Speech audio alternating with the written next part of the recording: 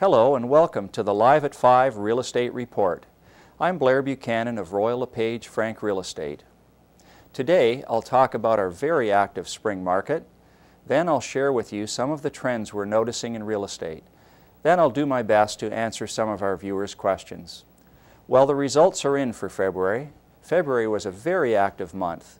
Even though sales dipped below the February totals from last year, sales were the third highest for any February in the board's history. The average selling price in Durham was up 4% over last February and comes in at $263,000. The number of sales were off 1% compared to last February, and the number of listings was down about 7% from last year. Let's look at your location. In Whitby, listings were down 17% and sales were up 16%, showing an average sale price increase year over year of 5%. In Oshawa, listings were up 6% and sales up 6%, and average prices in Oshawa showing a strong 10% increase. Clarington listings were off 2% and sales up 8%, and the average sale price was off 6%. In Scugog, listings were up 5%, sales up 6%, while the average sale prices were off 14%. As we can see, there are some real differences throughout the region, and it will take another month or two to really understand the direction of our marketplace. One thing is for sure, that the real estate market generally favors buyers now, and home ownership continues to be an excellent long-term investment in Durham. An interesting trend we've been watching in the past couple of years are empty nesters moving from larger homes to bungalows or condominiums. Many seem to gravitate to smaller communities to the north and east of Durham. Bungalow prices are usually a bit of a shock to people moving down in size. In our area, bungalows are fairly expensive in relation to what people can sell their larger homes for. That seems to explain why the move to the smaller towns is so appealing.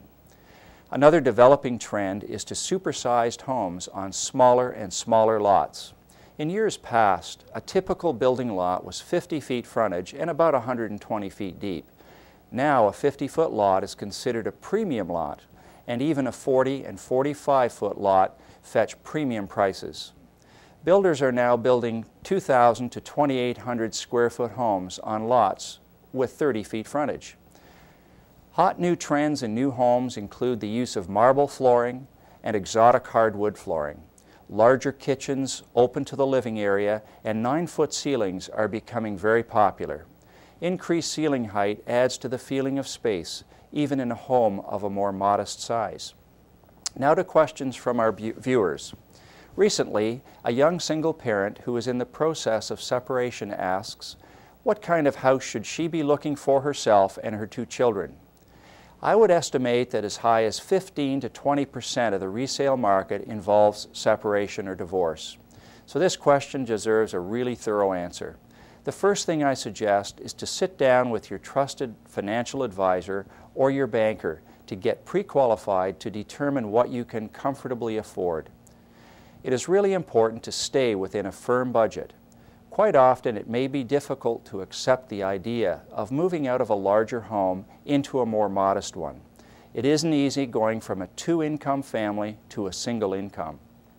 Once you are confident of your finances, choose a realtor who is understanding of your situation and who will really work hard for you to find you just the right property. Choose a realtor who will scour the listings daily for you and take you out to see the houses that might fit your needs. I recommend that if you have younger children, to avoid looking at fixer-uppers and older homes in general.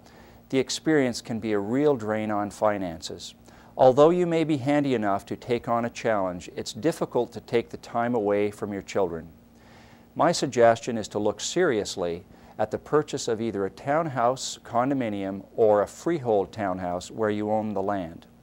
Look for something 5 to 10 years old at the most. A townhouse offers good-sized living area and has its own yard.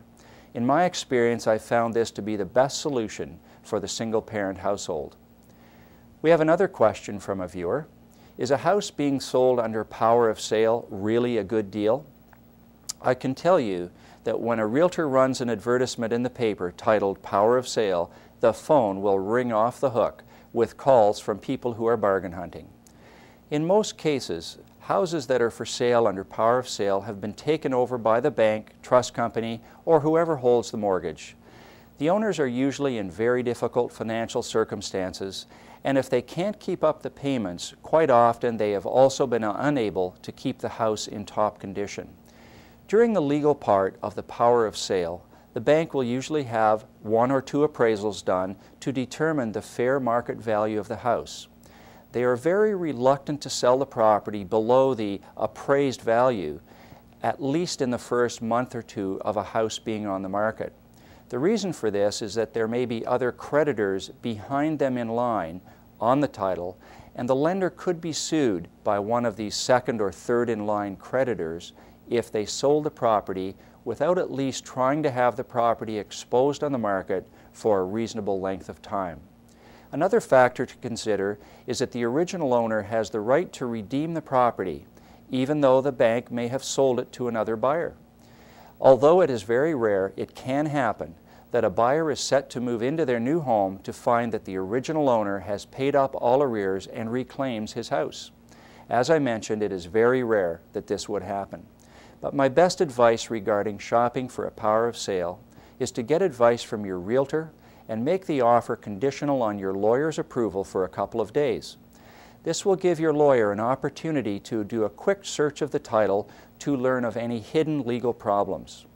I hope you find this information useful. If you have any real estate questions, don't hesitate to contact me. I would be pleased to help.